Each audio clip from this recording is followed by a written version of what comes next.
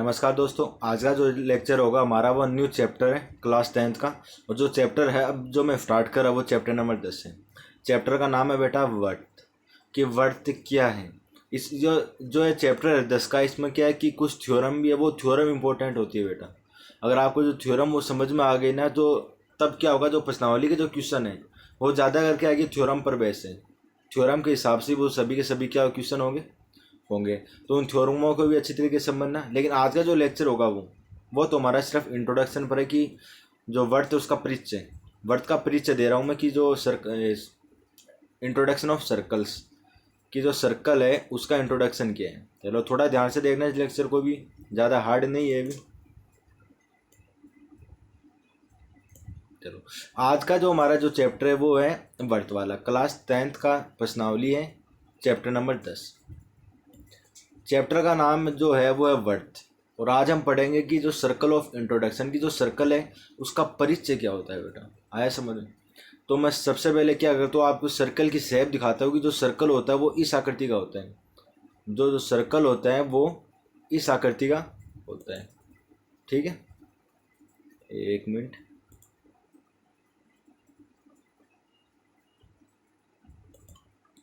चलो ये क्या है, ये सर्कल है बेटा, एकदम गोल सर्कल है। ठीक है, अब इसमें क्या होगा, अब मान लो कि जब आपने गोल गोल जो आपने चीज़ें देखी है, मान लो एक जो है आपने बॉल देखी, आपने बॉल देखी जब जिससे हम क्रिकेट खेलते हैं, क्या वो सर्कल है? क्या वो सर्कल है बेटा? वो भी तो गोल है। मैंने कहा कि जो वर्त होता है वो गोल आकृति का होता है, तो बॉल भी तो एकदम गोल होती है। नहीं बेटा, जो बॉल होती है वो क्या होती है, गोला होता है। गोला है, उसकी जो शेप कौन सी होती है, 3D शेप होती है। और आपको जो वर्त होता है उसकी अगर आपको इमेज आपको अगर देखना है तो आप क्या करो, एक कागज़ का टुकड़ा लो, उस पर आप एक वर्त मान के देखो, उस पर आप एक वर्त मान के देखो, वो आपको रियल में वर्त एकदम गोल दिखेगा एकदम। आया समझ में? क्योंकि वो 2D शेप है, वो 2D शेप है। और जो गेंद होती है वो क्या 3D शेप होती है बेटा, वो 3D शेप हो सकती है। जो गेंद होती है उनको हम क्या करते हैं, उनकी कल्पना ही कर सकते हैं। जैसे आपने देखा क्यूब, जो घनाभ होता है, जो घनाभ होता है, ठीक है, उसको क्या हम कागज पे बना सकते हैं। लेकिन हम मतलब इतनी जल्दी समझ में नहीं आएगा कि उसके 6 के 6 फलक है क्या, उसके 6 के 6 फलक है क्या। हाँ आयत बना सकते हैं बेटा, आयत बना सकते हैं। आयत क्या होता है देखो,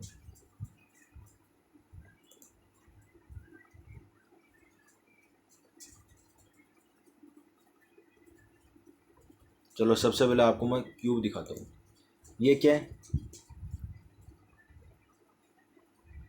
घनाभ है, घनाभ। इसकी लंबाई भी, चौड़ाई भी, ऊंचाई। लेकिन अब देखो इसमें थोड़ा सा ये 3D शेप है बेटा। ये कौन सी शेप है, 3D शेप है। 6 फलक है ना इसमें, कौन सी शेप है बेटा, 3D। आपको आपको हाथों में भी लिया होगा। जो क्यूब होता है, जो हम जब जो बच्चे होते हैं वो क्या करते हैं, जो क्यूब लाते हैं वो जो उनके जो जो 6 के 6 जो फलक होते हैं उनको क्या करना होता है, एकदम सेम करना होता है। 6 के 6 जो फलक होते हैं उन पर प्रत्येक फलक पर अलग अलग जो कलर के डिजाइन बनी हुई होती है। और हमें क्या करता है, उसको छेड़खानी करके एकदम समान बना हुआ होता है कि इस फलक पर सभी रेड कलर के होंगे, इस फलक पर इधर वाले पर सभी ब्लू कलर के, ऊपर वाले पर सभी पिंक कलर के, और इधर वाले सभी ब्लैक कलर के। इस तरीके से आया, ये 3D है। और ये क्या है, सर्कल है। आयत, आयत को अब आयत को दिखाता हूँ देखो। थोड़ा सा मैं बीच में इनको भी आपको लेकर चल रहा हूँ बेटा। हमारा चैप्टर तो सर्कल पर ही है, लेकिन बताना बहुत ज़रूरी है। चलो आयत है, आयत है, इसको हम आराम से बता सकते हैं आयत है बेटा। ये 2D शेप है, इसको हम बुक में भी बना सकते हैं। जो क्यूब होता है, ये जो वाला क्यूब है, इसको भी बना सकते हैं, इसमें कुछ ज़्यादा दिक्कत नहीं आएगी। लेकिन बेटा इसमें थोड़ा मतलब इमेजिन करना थोड़ा सा हार्ड होगा कि इसके 6 फलक कहाँ पर है। देखो एक मिनट, देखो आपको दिखाता हूँ मैं थोड़ा सा। एक फलक ये रहा ऊपर वाला, ऊपर वाला है, ऊपर वाला है। एक फलक ये रहा साइड वाला, 2 फलक। एक फलक ये रहा नीचे वाला, और एक फलक ये रहा। 4 ही फलक तो बता रहे हैं। अब 2 फलक बच कौन सा, एक फलक ये रहा बेटा, ये वाला फलक। ये एक फलक, एक इससे पीछे की जो साइड है वो फलक है। आ रहा है मतलब कहना मतलब है कि इनको हम बुक में जो नोटबुक होती है उनमें नहीं समझा सकते, उनमें इसकी आकृति होती है वो एकदम बना सकते हैं, ऐसी बात नहीं कि क्यूब जो होता है वो बना नहीं सकते, लेकिन उनका थोड़ा इमेजिन करना थोड़ा सा हार्ड होता है उसमें। एक हम जो दैनिक जीवन में जब हमारे हाथों में रखते हैं क्या क्यूब, तब हम आसानी से मतलब गिन के बता सकते हैं भाई इनके 6 फलक हैं। लेकिन इनमें देखो अभी मैंने इनके 6 फलक की काउंटिंग करी तो थोड़ा सा मेरे को दिक्कत आई बेटा समझाने में, आपको आई आई बस कहना मतलब है कि इतने जल्दी हम जो 3D शेप होती है 2D शेप होती है, 2D शेप क्या होती है हम दर्शा सकते हैं, और 3D शेप को इतना दर्शाना इतना मतलब आसान नहीं है, इतना कहना मतलब है। आया समझ में? चलो ये सर्कल होता है। अच्छा जो चूड़ी होती है क्या वो भी सर्कल है? हाँ बेटा जो चूड़ी होती है वो एक सर्कल है। घड़ी क्या घड़ी सर्कल है? घड़ी सर्कल है बेटा, घड़ी सर्कल है। आया समझ में? आया, ठीक है। चलो ये इसका थोड़ा सा इंट्रोडक्शन था कि जो सर्कल होता है वो एकदम गोल होता है बेटा, 2D शेप का होता है एकदम। और जो गोला होता है वो क्या होता है, 3D शेप का होता है। जो गोला होता है जैसे उदाहरण के लिए गेंद, मैंने आपको गेंद उसका एग्जाम्पल दिया था। चलो आगे बढ़ते हैं। अब जो हमारा जो है वो है वर्त की स्पर्श रेखा। कि जो वर्त होता है उसकी स्पर्श रेखा क्या होती है? जो वर्त होता है बेटा उसकी स्पर्श रेखा, उसकी डेफिनेशन क्या होती है? ठीक है, वर्त की स्पर्श रेखा समझाऊंगा। कि सबसे पहले क्या करता हूँ, एक सर्कल ले रहा हूँ। सबसे पहले मैं क्या ले रहा हूँ, एक सर्कल ले रहा हूँ बेटा।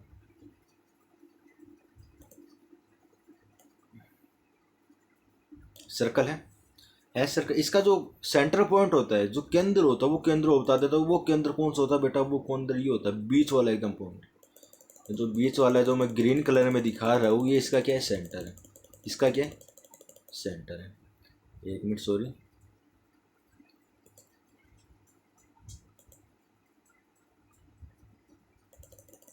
ये जो ग्रीन कलर को मैंने दिखाया है इसका क्या है, सेंटर है। आया समझ? यानी जो वर्थ की डेफिनेशन ये क्या ना मतलब है कि मतलब जो पॉइंट है बेटा आसपास के जितना पॉइंट को कवर करके एक जो सर्कल बनाएगा, जो गोला बनाएगा एकदम गोल आकृति का जो बनाएगा, वही क्या होती है, वही वर्थ कहलाता है। मतलब जितने भी पॉइंट, ये जितने भी पॉइंट है इसके पास, इन पॉइंटों को। आया समझ में? आया, चलो।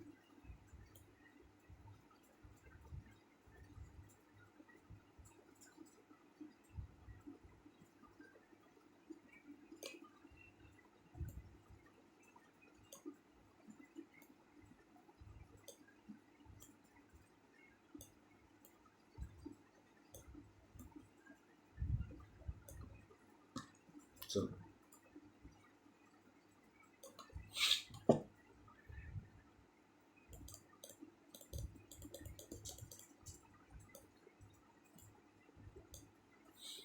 इसका क्या है, सेंटर। अब बात कर रहे हैं कि जो वर्त है उस वर्त की स्पर्श रेखा क्या होती है।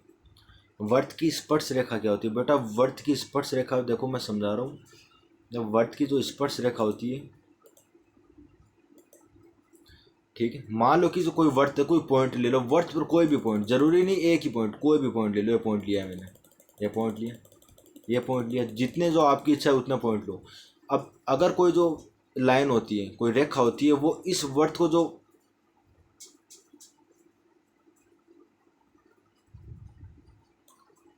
ये क्या होती है बेटा, स्पर्श रेखा। ये क्या होती है, स्पर्श रेखा। वर्त के किसी बिंदु को प्रतिच्छेद करने वाली रेखा क्या कहलाती है, स्पर्श रेखा। क्या जरूरी है कि वर्त में एक ही स्पर्श रेखा हो सकती है? जरूरी है ऐसा? एक और ले लो भाई। क्या ये भी तो स्पर्श रेखा है? ये भी तो स्पर्श रेखा है, एक और ले लो।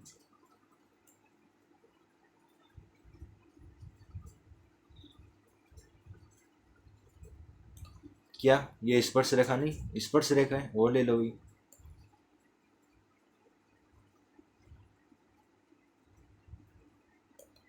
स्पर्श रेखा है, और ले लो। तो आपकी जितनी इच्छा इच्छा है उतनी स्पर्श रेखा लो, और ले लो, और ले लो। क्या दिक्कत है, फ्री पॉकेट को माल तो सही ले भाई, और ले लो।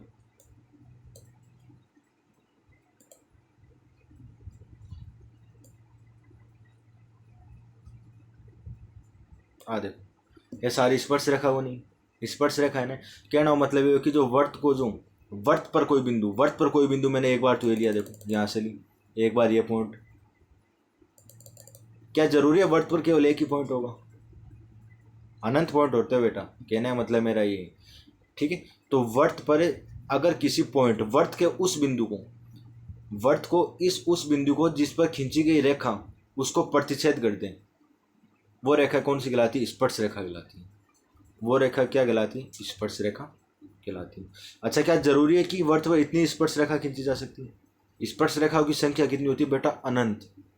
कितनी भी स्पर्श रेखा खींचो, कितनी भी स्पर्श रेखा खींचो, कितनी भी स्पर्श रेखा,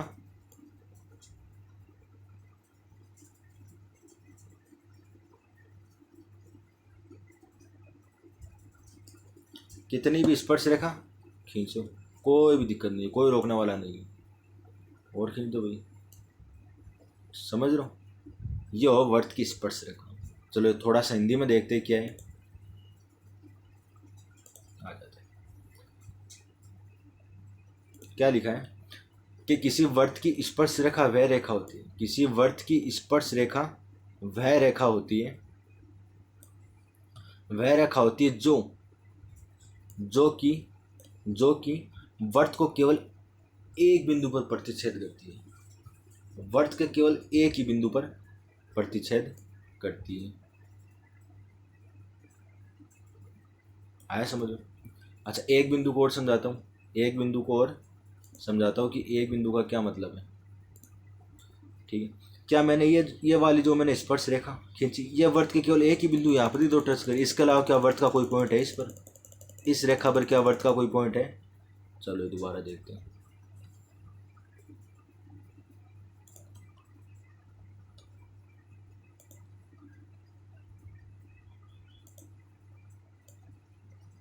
है सर्कल? सर्कल है, ठीक है।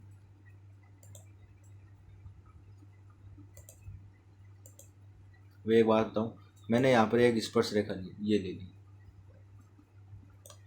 अब थोड़ा सा देखो, क्या जो वर्त है उसके क्या एक ही पॉइंट पर यहीं पर ही तो स्पर्श कर रही है? क्या और कहीं पॉइंट पर स्पर्श कर रही है? क्या ये कर रही है? नहीं कर रही। तो ये बस यही तो मैंने समझाना का मतलब बेटा, जो स्पर्श रेखा होती है वो वर्त के केवल एक ही पॉइंट को क्या करती है? प्रतिच्छेद करती है, या फिर उसी पॉइंट से होकर वो गुजरती है। तो मैंने क्या लिखा है कि किसी वर्त की स्पर्श रेखा वह रेखा होती है जो किसी वर्त को केवल एक बिंदु पर प्रतिच्छेद करती है। आया? चलो आगे जो सेकंड लाइन है बेटा, ये इंपॉर्टेंट होती है कि वर्त के किसी बिंदु से अनंत स्पर्श रेखा को खींचा जा सकता है। कोई पॉइंट है उस पर स्पर्श रेखा कितनी खींची जा सकती है? अनंत। चलो समझाता हूँ एक और।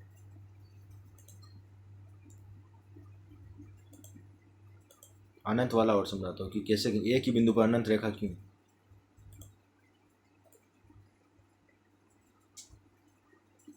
ठीक है, सर्कल है, सर्कल है ना बेटा। अब इस पॉइंट से मैंने मान लो एक रेखा तो खींची, खींची एक रेखा ही स्पर्श रेखा ही तो बेटा एक ही पॉइंट से उतर जा रही, देखो एक एक ये रही,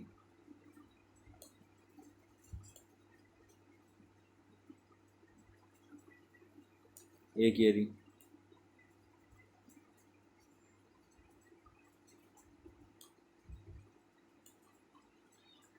और ले लो वही, और ले लो। आया समझ? यहाँ से और ले लो एक। मतलब बेटा अभी भी देखो इनके बीच में ये जो दो लाइन है, ये वाली लाइन और ये वाली लाइन, इन दोनों के बीच में अभी भी गैप है, मतलब और यहाँ से निकल सकती है स्पर्श रेखा। जो सर्कल है इसके जो कोई पॉइंट है उसको प्रतिच्छेद करती हुई जाएगी। आया समझ? यह था वर्त की स्पर्श रेखा, कि वर्त की स्पर्श रेखा क्या होती है। चलो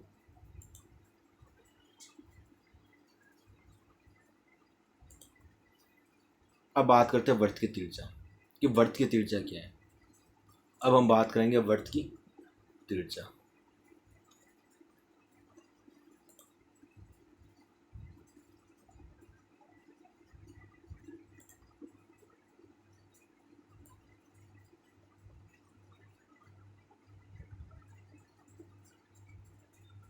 ये हमारा क्या है बेटा, सर्कल यानी वर्त।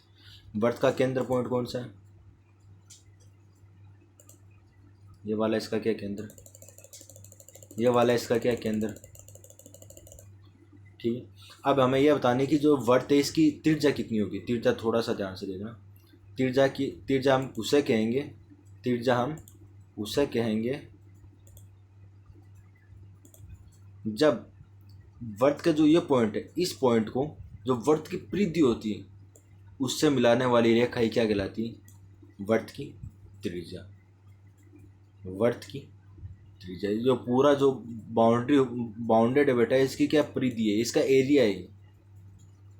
और ये क्या है इसकी, ये क्या है इसकी,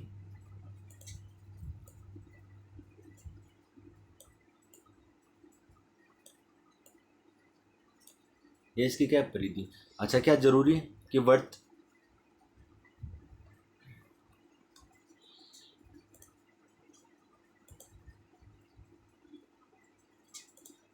अब मैंने इस, ये जो केंद्र यहाँ से एक लाइन खींची, क्या मैं ये भी तो खींच सकती हूँ, ये भी तो वर्त की त्रिज्या है।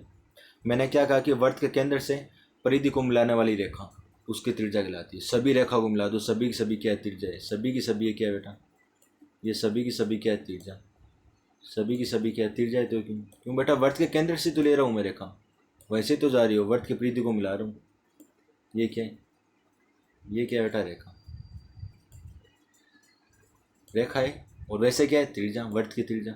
ये देखो, मिला दो, सभी को सभी मिला दो भाई, और मिला दो, इनके बीच में जितना गैप दिख रहा है ना सभी को मिलाओ,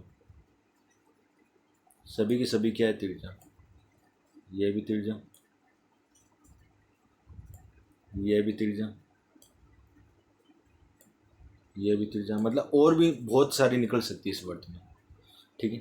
अगर मान लो कोई वर्त की त्रिज्या 2 सेंटीमीटर, क्या जरूरी है कि ये 2 सेंटीमीटर ही होगा, ये भी होगी, नीचे वाली भी होगी, इधर वाली भी, मतलब आपकी जो इच्छा है, आपकी जो इच्छा अनुसार आप किसी को भी दे सकते हो त्रिज्या। जरूर नहीं कि आपको ये जो केंद्र है यहाँ से लेकर ऊपर की ओर आपके त्रिज्या को शो करो, नीचे भी कर सकते हो बेटा, आपकी इच्छा है, आप पर डिपेंड है, इतनी छूट आपको दी गई है। हाँ, वर्त की त्रिज्या क्या होती है, वर्त की त्रिज्या क्या होती है कि जो वर्त का केंद्र होता है उसको परिधि से मिलाने वाली रेखा ही क्या होती है, वर्त की त्रिज्या। चलो आगे बढ़ते, आगे क्या दिया हुआ है,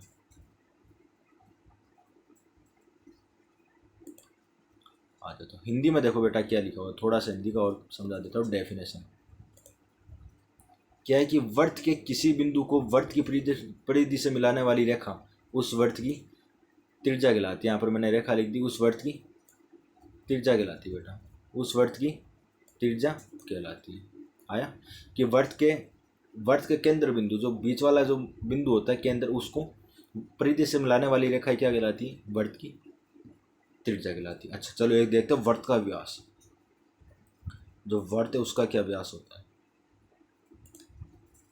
जो वर्त होता है उसका व्यास क्या होता है बेटा।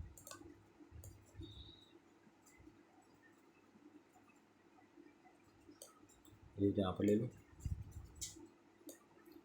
सर्कल है, ये इसका सेंटर पॉइंट है, ये इसका सेंटर पॉइंट है यानी केंद्र बिंदु, इसका केंद्र बिंदु और सो डिनोट कर देता हूँ।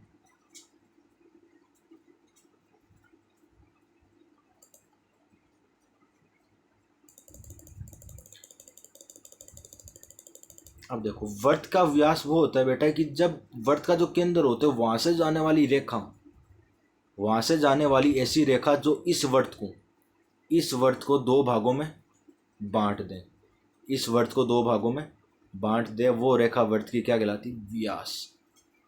वो क्या कहलाती है बेटा, वो क्या कहलाती है, देखो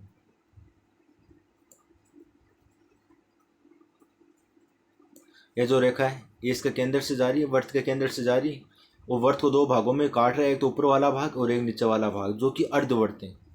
क्या जरूरी है कि यहीं से जाएगी, केंद्र से जानी चाहिए बेटा, यहीं से भी जा सकती है, यहीं से भी जा सकती है, और यहीं से भी जा सकती है। ये सभी की सभी क्या है, व्यास, सभी की सभी क्या है, व्यास, सभी की सभी क्या है बेटा, कौन से भी आप एंगल से देख लो, कौन से भी आप एंगल से देख लो, ये वर्त को दो भागों में काट रही है या फिर वर्त को दो भागों में बांट रही है। कौन से भी आप एंगल से इसको देख सकते हो। आया समझ में? आया। चलो हिंदी में देखते हैं कि क्या होता है। थोड़ी सी लैंग्वेज और देख लेते हैं इनकी, आ जाता है।